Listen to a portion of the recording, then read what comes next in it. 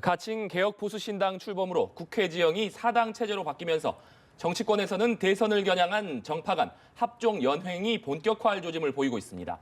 이런 가운데 국정농단을 수사하는 특검팀과 대통령 탄핵을 심리하는 헌법재판소의 발걸음도 갈수록 빨라지고 있습니다. 이상일 전 새누리당 의원, 더불어민주당 박수현 전 의원 모셨습니다. 두 분 어서 오십시오. 안녕하십니까? 네. 네, 먼저 그 가칭이죠. 개혁 보수신당이 오늘 어제입니다. 의석수 30명의 원내교섭단체로 출발을 하게 됐는데요. 오늘 이 탈당한 지 하루 만에 새누리당 정우택 원내대표를 주호영 원내대표가 만났습니다. 발언부터 먼저 들어보시고 대담 이어가겠습니다. 한참 후에나 친정을 생각하실 줄 알았더니 역시 우리 친정을 못 잊어 하시는 게 아닌가 이런 말씀을 좀 드리고 싶고, 언젠가는 우리 보수 대통합의 물결에서 같이 만날 수도 있지 않냐, 이런 저는 희망을, 개인적 소망을 갖고 있다는 말씀도 드린 바 있습니다. 헤어지고 이제 뵙게 되니까 참 착잡하다는 표현 밖에 더 달리 표현이 없는 것 같습니다. 한국 정치가 사류라는 아주 낮은 평가를 많이 받고 있습니다만은 보수 정당들이 같이 국민들로부터 지지를 받는 그런 선의의 경쟁을 하는 좋은 계기가 되길 바라고, 국가 안보를 생각하고 나라를 발전시키어야 한다는 측면에서는 조금 더 다를 바가 없습니다. 네, 이 의원님, 방금 주호영 원내대표의 발언도 보셨지만 이 보수 신당, 진짜 보수를 자처하고 있습니다. 이 신당이 풀어야 할 과제 뭐라고 볼 수 있을까요? 예, 무엇보다 개혁 보수 신당이라는 그 이름이 정말 어떤 정당이냐, 국민들이 인식할 수 있게끔 확실하게 보여줘야 된다. 그러니까 무엇을 지향하고 어떤 가치를 내세워서 국가의 미래 비전은 이 정당은 어떻게 세워서 국민에게 다가갈 건지에 대해서 내가 누구인지를 알려드려야 되는 게 급선무다. 그러니까 뭐 진짜 보수, 가짜 보수 이런 이야기만 해가지고는 국민들이 기존의 새누리당과 분별할 수 없으니까 지향하는 가치를 아주 구체적으로 국민들께 내놔야 된다는 거고, 그런 면에서 어제 선언문을 보면 기존의 새누리당과 좀 다른 점이 있습니다. 그러니까 포용적 보수, 뭐 서민적 보수, 책임 보수, 도덕적 보수, 일단은 이런 어떤 슬로건을 내세웠는데 그 내용 속에는 기존의 새누리가 추구했던 거는 좀 다른 그런 맥락이 있는 것 같아요. 그래서 안보는 새누리당과 큰 차이가 없어 보입니다. 그래서 안보는 굳건히 하겠다. 이거는 천명을 했고, 다만 경제, 민생, 우리 사회 문제에 있어서는 상당히 개혁적으로 가겠다. 그래서 그 점에서 차별을 두겠다.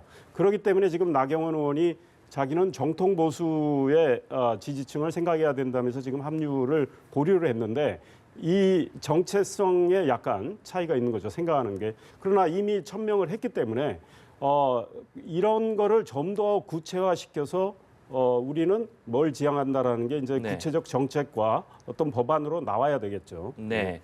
이 보수신당이 출범을 하면서 국회는 사당 체제를 맞이하게 됐습니다. 뭐 오늘 조금 전에는 국회에서 사당 원내수석 부대표 간 회동도 있었는데요. 이 사당 체제는 어떤 의미로 좀 해석해야 될까요? 예, 많은 것들이 변화가 있으리라 생각합니다. 우선 그 말씀을 드리기 전에 이 개혁신당, 이 박근혜 정권의 몰락을 가져온 최순실 게이트, 이것을 묵인하거나 방조하거나 사실은 증인 채택조차도 하지 못하게 했던 그 새누리당의 책임으로부터 이 개혁신당도 자유롭지 못하다 하는 생각을 먼저 해야 될 것입니다. 우선 그것에 대한 진지한 반성과 성찰, 사죄가 있어야 될 것이고요. 그런 바탕 위에 지금 이상일 의원님 말씀하신 대로 큰 틀은 그렇게 여러 가지 보수의 이야기를 하고 계시지만, 구체적으로 이 법안 통과들에 있어 어떤 스탠스를 갖느냐가 바로 그러한 진정성을 국민에게 보여주는 길이다라는 생각을 하는데요. 특히 지금 그동안의 의석구조 때문에 국회에서 발목이 묶여 있었던 뭐 참사 관련 특별법이 있지 않습니까? 세월호 특별법이나 가습기 살균제 특별법 이런 것. 그다음에 박근혜 대통령이 공약사항이면서도 이미 그 폐기가 돼버린 경제민주화 관련 법안 이런 것들. 그다음에 지금 뭐 공직자 비리 수사처 같은 문제, 그리고 선거 연령 인하 문제, 이런 어떤 개혁 입법들, 야당이 주장했던 이런 것들을 이제는 본인이 여당이 아니고 야당이라고 하는 말들을 하고 있으니까 확실하게 그러한 반성하는 의미, 그런 것들을 정확하게 보여주는 것은 바로 이런 개혁 입법의 처리에 있어서 기존의 야당과 정확하게 공조를 맞추면서 지금 얘기하는 민생 문제들을 그렇게 챙겨가는 모습들로 보여줄 때 국민들께 인정을 받을 것이다, 이런 생각을 합니다. 네, 박 의원님이 방금 말씀을 해주셨는데 이 보수신당이 이 합류를 하면서 거야가 되지 않았습니까? 네. 이에 따라서 이 사안별로 이 기존의 세 개 야당과 이 보수신당 간의 이 사안을 놓고 공조가 이루어질 것이다 이런 전망이 나오는데 어떻게 전망하십니까? 아마 활발한 정책 토론과 그에 바탕한 정책 연대가 필요하겠죠. 그런데 우리 박 의원님 말씀과 관련해서는 야당이 내세운 여러 가지 법안들이 있고 또 정책이 있지만 뭐 개혁보수신당이 그걸 다 뭐 야당하고 공조할 이유는 없다고 봐요. 그렇다면 기존의 야당하고 다를 바가 없기 때문에 개혁보수신당이 나름대로 생각하는 자기의 정체성이 뭔지를 정립을 해서 국민한테 보여주는 건데 그거는 사안별로 정책 공조가 이루어진다고 보는 거죠. 그런데 뭐 아주 지금 뭐 세세한 것까지는 아직 정립이 안 된 것 같고 예컨대 오늘 개혁보수신당의 정책위 쪽에서는 이런 이야기들이 나왔어요. 그러니까 네. 경제민주화 문제와 관련해서는 상당히 새누리당과 좀 다른 스탠스를 취하겠다. 근데 이 경제민주화도 그 내용이 전부 달라요. 김종인 민주당의 전 원내대표가 생각하시는 경제민주화가 있고 박근혜 대통령도 경제민주화를 이야기를 했고 박근혜 대통령도 나름대로 그 약속을 지키려고 해서 19대 국회에서 입법된 것들이 꽤 있어요. 네. 근데 그거보다 개혁보수신당은 좀 더 가지 않겠느냐 이런 생각을 하는 거죠. 그래서 어제 선언문에 보면은 중견기업, 중소기업에 대한 재벌의 불공정 행위에 대해서는 엄단을 하겠다. 네. 이런 이야기고요. 새누리당 지금 강령에 뭐가 들어있느냐면요. 정부의 역할과 기능을 강화해서 경제민주화를 하겠다. 이렇게 돼 있어요. 그런데 어제 개혁보수신당의 이 선언문에는 공정한 규칙을 토대로 경제민주화를 추구한다. 그러니까 훨씬 공정성을 강화하는 이런 맥락에서 아마 각종 정책이 이루어질 거고 그와 관련해서 야당과 연대할 어떤 지점이 있다고 봐요. 그다음에 공직자 비리 수사처 신설과 관련해서도 개혁보수신당은 상당히 전향적인 입장을 갖고 있는 걸로 알고 있어요. 그러니까 이런 것들은 사안별로 공조가 이루어지기 네. 때문에 이런 맥락에서 새누리당과 차이가 있고 큰 스펙트럼으로 보면 지금 새누리당은 가장 보수 쪽에 이제 아마 치우치게 될 거고 지금 개혁보수신당은 중도 우파 정도의 지향을 하는 것 같아요. 그 다음에 뭐 이제 민주당과 국민의당이 있는 건데 이럴 때 새누리당이 임명진 목사님을 비대위원장으로 모셔와서 어떤 새누리당도 쇄신을 하면서 이 정책이나 가치를 나름대로 정립할 텐데 새누리당 입장이 상당히 옹색해질 가능성이 있어요. 그 스탠스가 이쪽으로 오기도 어렵게 네. 된 상황. 뭐 그래서 앞으로 이 정치권에서 특히 국회에서 이 1녀 3야 체제에서 정책 연대는 활발하게 이루어질 거고 그런 가운데 새누리당이 굉장히 고립될 가능성이 있어 보여요. 네. 새누리당이 고립될 가능성까지 전망해 주셨는데 박 의원님. 네. 이 보수신당이 방금 이 의원님께서 말씀하신 대로 이 활발한 토론을 통해서 새누리당과 차별화된 정강 정책을 만들 것이고 차별화된 당을 만들 것이라고 얘기를 하고 있거든요. 실제로 새누리당과의 차별화 가능할 거라고 보십니까? 이제 당연히 가능해야 되고 그렇게 해야만 어쨌든 그 국민에게 집권당 일부로서 지었던 여러 가지 잘못들을 갚는 길이다 이런 생각을 하고요. 지금 이상일 의원님 말씀대로 제 이야기도 뭐 모든 부분이 야당과 함께 해야 된다는 것은 아니고 사안별로 선별적으로 이제 네. 해야 되겠죠. 어쨌든 이 구조는 굉장히 그 새누리당으로서는 굉장히 고립 구조를 가질 수밖에 없습니다. 현재 우리 개혁보수신당이라고 하는 의석수를 합치면 모두 201석이 되거든요. 이건 쉽게 해서 야권발 개헌까지도 가능한 수준이 네. 된 것입니다. 새누리당으로서는 정말 생각하기도 싫은 상황이겠죠. 거기에 이제 상임위를 보면 그동안에 이제 수에 밀려서 야당의 여러 가지 개혁 법안들이 저지되고 이런 상황들이 있었는데 우선은 이 신속 안건 처리 제도라고 하는 것 5분의 3 이상이 찬성하면 330일이 지나면 선진화법에도 불구하고 본회의에 자동 넘길 수 있는 이런 숫자가 확보가 되는 것입니다. 또 새누리당 입장에서 보면 이것을 이제 저지할 수 있는 방법들이 이제 뭐가 있냐면 안건 조정위원회의 구성이 있잖아요. 그래서 3분의 1 이상이 찬성을 하면 요청을 하면 안건 조정위원회에 넘겨가지고 90일간 이 안건을 심사를 하는데 그만큼 이제 그 어떤 지연시킬 수 있는 그런 시간마저도 할 수 있는 그런 방패도 이제 없어진 것입니다. 네. 그렇기 때문에 사실은 그 개혁 보수 신당이 어떻게 하느냐에 따라서 국회의 모습은 구조적인 뿐만이 아니라 내용적에서도 굉장히 그 민생이라는 측면에서 많은 변화가 있고 새누리당은 그만큼 고립될 수밖에 없는 구조적 지금 한계에 와 있는 것입니다. 다만 네. 한 가지 말씀드릴 건 이 안보 문제와 관련해서 지금 사드와 관련해서는 지금 야권은 반대하고 있지만 박근혜 정부가 지금 추진해온 사드와 관련해서 개혁보수신당은 사드는 꼭 배치가 돼야 된다는 찬성하는 입장이에요. 네. 게다가 이제 한일 정보보호협정 이미 체결됐지만 이것도 그대로 네. 유지가 돼야 된다는 입장이니까 이와 관련해서는 새누리당과 또 개혁보수신당이 안보 외교 문제에 대해서는 또 공조를 할 이런 행보를 보일 걸로 봅니다. 네, 말씀하신 대로 새누리당과 개혁보수신당은 역시 사안별로 이 공조가 이루어질 가능성도 있는데요.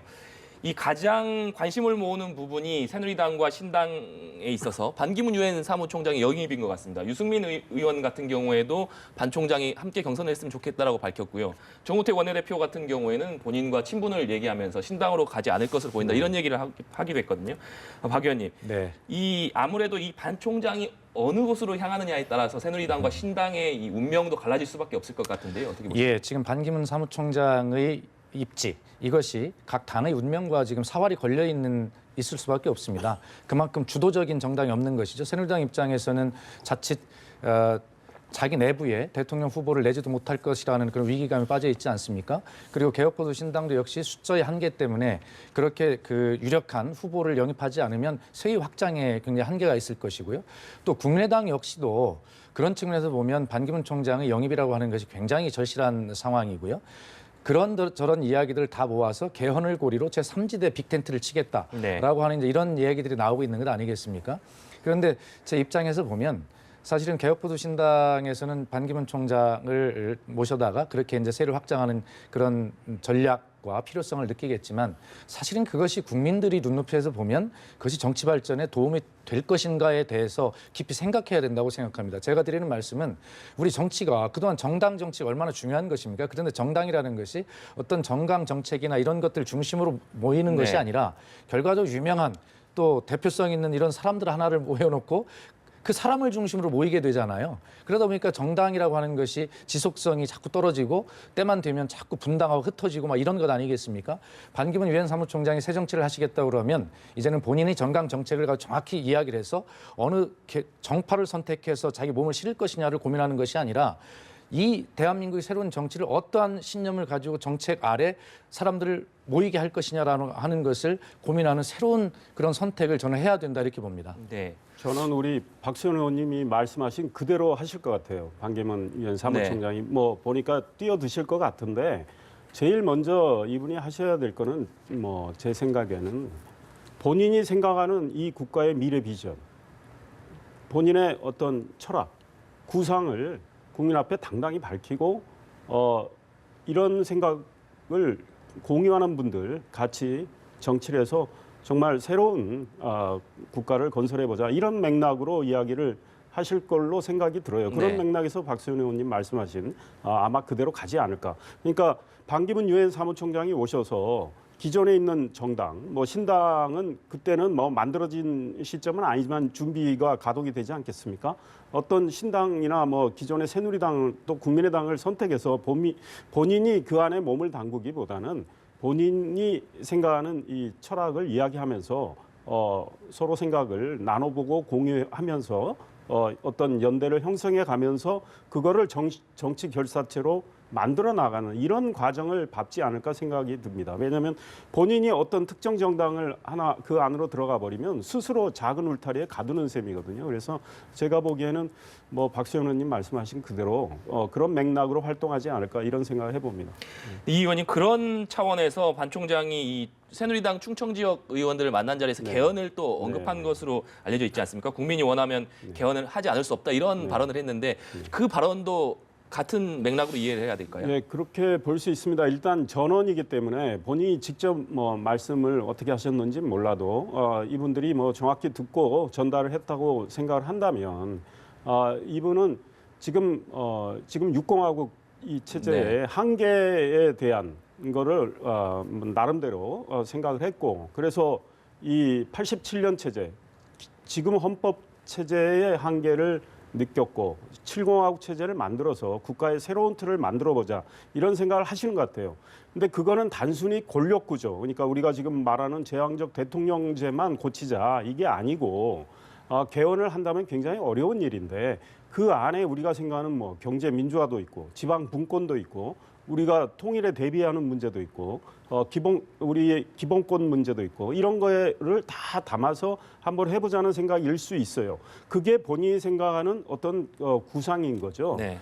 그런 맥락에서 일종의 수단으로 개헌을 이야기하는 거 아닌가 싶은데 그거는 이분이 오셔서 분명한 입장을 밝히셔야 되겠죠. 다만 개헌은 꼭 필요하다. 그리고 가능한 한 좀 빨리 해보자. 그게 안 되면 현행 체제로 대선을 치른다 하더라도 다음 대통령 임기 내에는 해보자라는 거 아니겠습니까? 그걸 하기 위해서 2020년 국회의원 선거와 때를 맞추기 위해서는 3년짜리 대통령도 필요하다. 네. 그거를 할 본인이 대통령에도 나는 3년 임기를 감수할 용의가 있다라는 그런 시사를 했기 때문에 이분이 오셔서 그걸 명확히 밝히신다면 정치권에 상당한 충격을 주지 않을까. 왜냐하면 지금 민주당의 김정인 전 대표 같은 분은 3년짜리 대통령 해야 된다. 이번에 조기 대선 치러져 가지고 만약에 그 현행 시스템으로 간다면 3년짜리 대통령으로 해서 개헌을 마무리하자. 그 전에 근데 더 좋은 방안은 대선 치르기 전에 개헌을 하고 대선을 치르든지 하자 이런 입장인데 지금 국민의당도 환영하는 입장을 내세웠고 손학규 전 민주당 대표도 개헌을 강력히 주장하고 있고 민주당의 김정인 전 대표 말고도 김부겸, 뭐 박영선 의원님들 네. 이런 분들도 개헌을 이야기하니까 유엔 사무총장이 오시면 만약에 개헌 이야기를 한다면 그 개헌 문제가 굉장히 큰 이슈가 되지 않을까 생각합니다. 네. 반기문 유엔 사무총장 같은 경우에는 뭐 다음 달 중순에 귀국을 해서 대국민 뭐 보고를 한다고 했기 때문에 자세한 입장은 뭐 조만간 알 수 있지 않을까 생각이 들고요. 문재인 전 대표 얘기로 넘어가 보겠습니다. 이 개헌 문제를 놓고 문재인 전 대표 그리고 김종인 비대위 전 대표 간의 갈등이 불거지는 것 같습니다.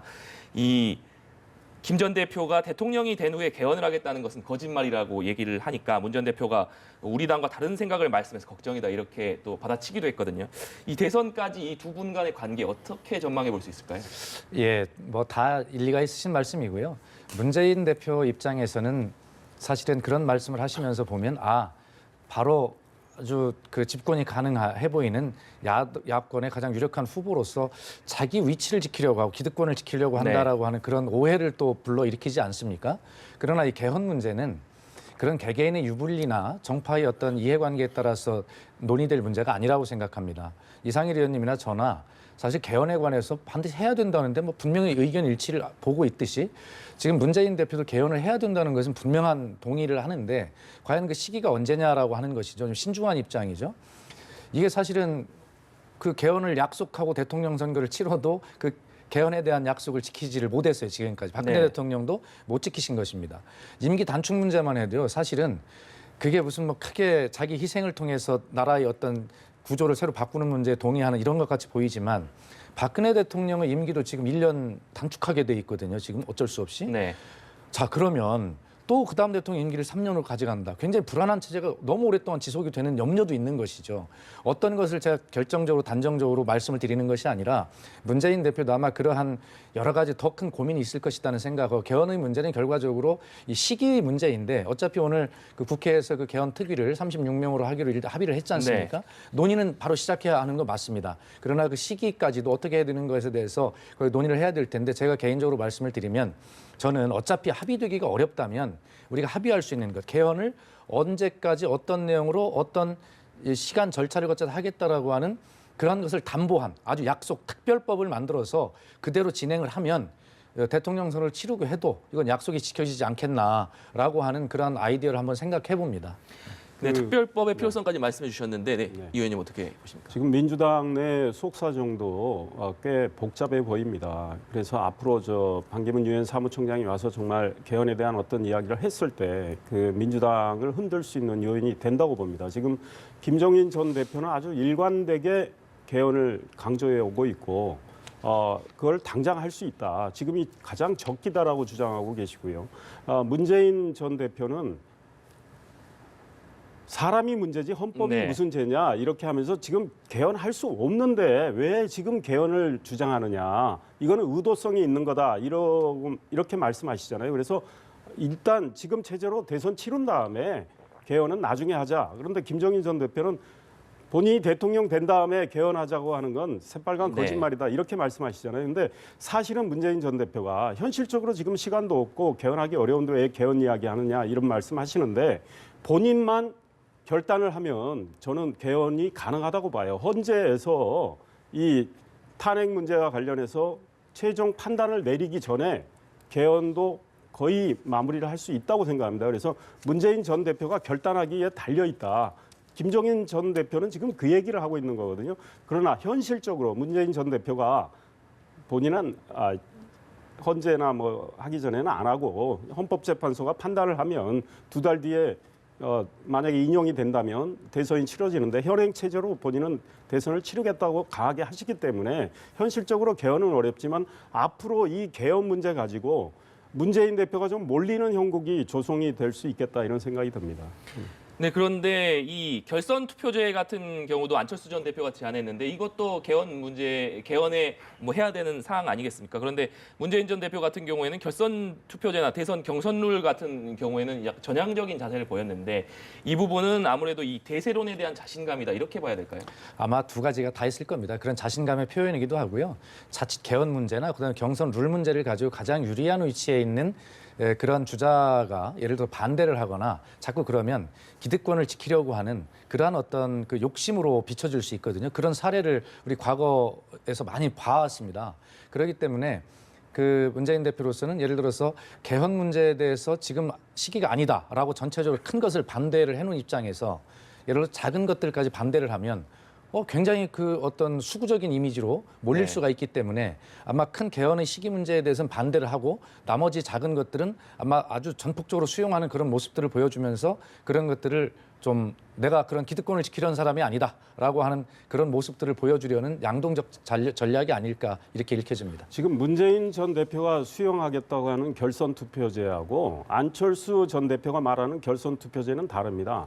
문재인 전 대표가 수용하겠다는 결선 투표제는 당내 후보를 뽑기 위한 경선에서 결선 투표제 하는 걸 수용하겠다는 거고 안철수 전 대표는 본선에서 대통령 선거에서 결선 투표제를 도입하자는 거거든요.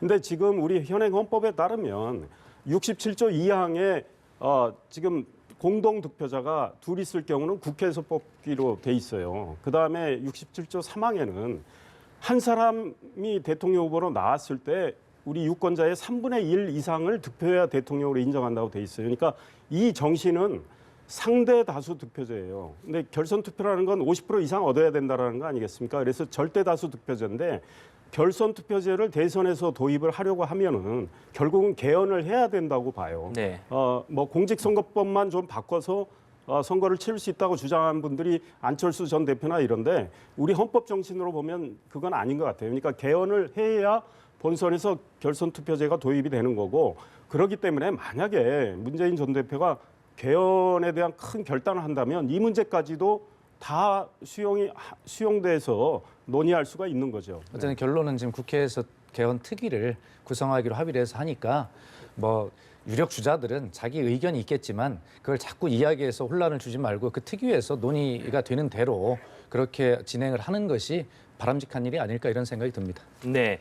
이번에는 특검 수사 얘기를 좀 해보겠습니다. 그 유진용 전 문화체육부 장관이 문화예술계 블랙리스트를 봤다고 폭로하면서 이 파장이 일고 있는데요. 현재 국회에서 또 교문위 회의가 진행되고 있는데 이 블랙리스트 관련도 네. 이 현안 보고가 이루어지고 있는 것으로 있는데 이 블랙리스트 실체가 밝혀질 수 있을 것이라고 보십니까? 이미 실체는 있는 거 아닌가 싶습니다.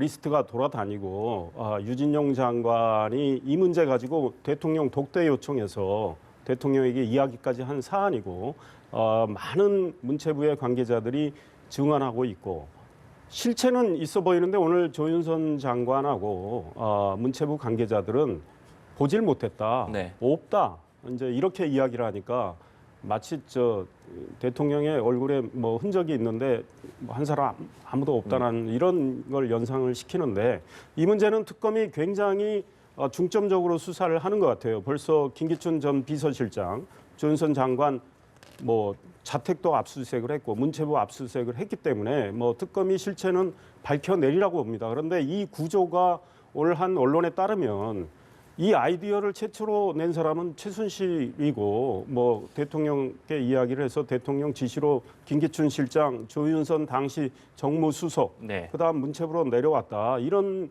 지금 구조가 또 새롭게 나왔는데 뭐 이 구조를 확인해야 되겠죠. 그래서 뭐 사실 여부를 확인을 해야 되겠는데 이 정말로 이런 리스트를 만든 건 정말 수치스러운 일입니다. 우리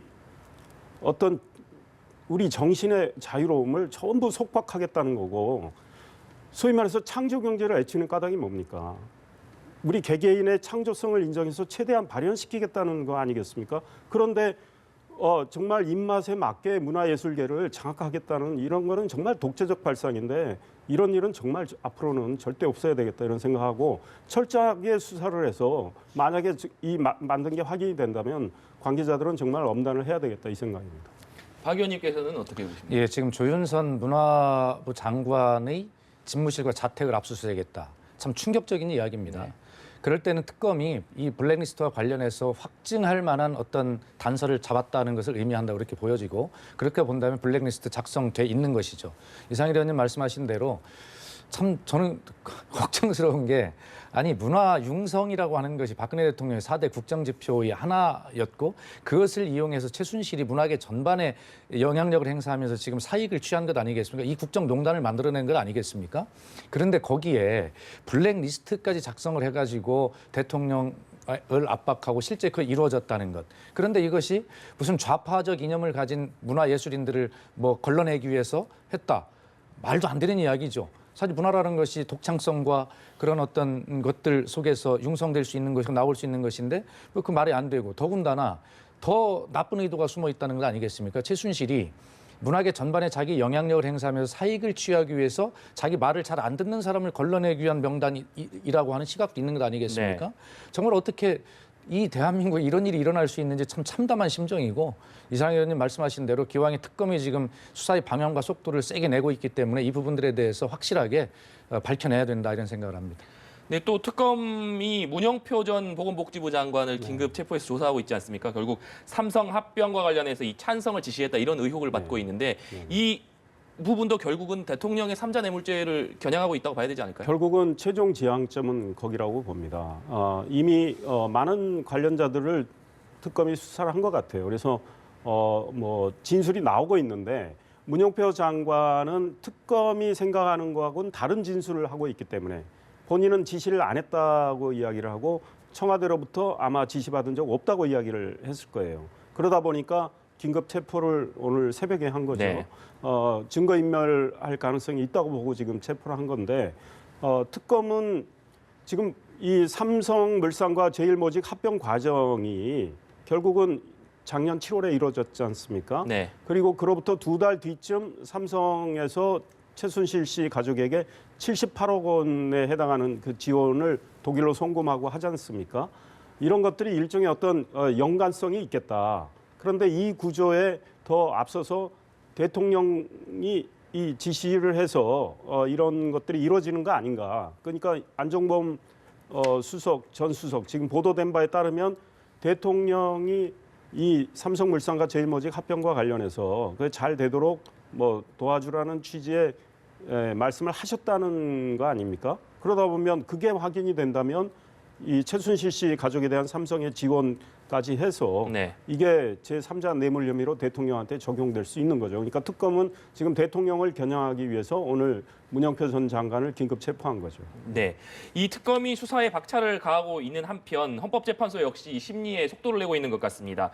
헌법재판소가 이정미 재판관의 퇴임하는 3월 13일 이전까지 결론을 낼 것이다 이런 전망들도 나오고 있는데 박 의원님 어떻게 전망하십니까? 예, 뭐 저희들이 여러 차례 예상을 했지만 이정미 재판관이 퇴임 이전에 결론을 낼 것이다. 다시 말해서 2월 말이나 3월 초 안에는 결론이 나지 않겠냐 이렇게 좀 예상을 하고 있고요. 헌재가 그 준비기일, 공판 준비기일을 통해서 했던 이야기를 보면 신속이라는 단어를 몇 번이나 강조하지 않습니까? 그리고 실제 그런 속도를 내고 있는 것이고요. 그래서 보면 아마 그 박한철 헌재 소장 퇴임인 1월 말까지는 물리적으로 어려울 것이고 다만 이정미 재판관까지 퇴임을 하게 되면 물리적으로 7명밖에 남지 않잖아요. 그 7명의 재판관, 2명이 고려된 상황에서 내리는 헌재의 탄핵 결정이라는 것이 사실 굉장히 권위도 없어 보이고 그럴 리가 없거든요. 그래서 박한철 소장까지는 퇴임을 하더라도 이정미 재판관까지는 있는 상황에서 8명 정도는 가지고 탄핵 결정을 하려고 그런 어떤 외부적 모양새도 갖추려고 할 것입니다. 사실 그렇기 때문에 이정미 재판관이 퇴임 이전인 3월 초쯤, 중순 이전엔 적어도 탄핵 결정이 날 것이고 그렇게 본다면 60일 이내인 5월 중에는 조기 대선이 이루어질 것으로 그렇게 예상이 되고 있습니다. 그러니까 1월 3일 첫 공개 변론하고 나서 바로 이틀 뒤에 1월 5일 날 또 두 번째 네. 변론기를 잡았어요. 이건 무지하게 빠른 겁니다. 그러니까 노무현 전 대통령 2004년 그 탄핵 심리할 때 10차례의 공개 변론이 있었던 거로 알고 있어요. 그런데 지금 이런 속도라면 이정미 재판관이 3월 13일 날 물러나는데 한 20차례 공개 변론을 할 수가 있어요. 그런데 이번에 이 탄핵소추 의결서에 들어있는 내용은 노무현 전 대통령 당시보다는 훨씬 내용이 많고 복잡합니다. 그러니까 한 2배 정도의 변론을 더 가질 수는 있는데 최대한 속도를 내서 3월 13일 안에는 탄핵 문제에 대해서 결정을 하겠다 이런 의도 같습니다. 네, 알겠습니다. 오늘 두 분 말씀은 여기까지 듣겠습니다. 오늘 말씀 감사합니다.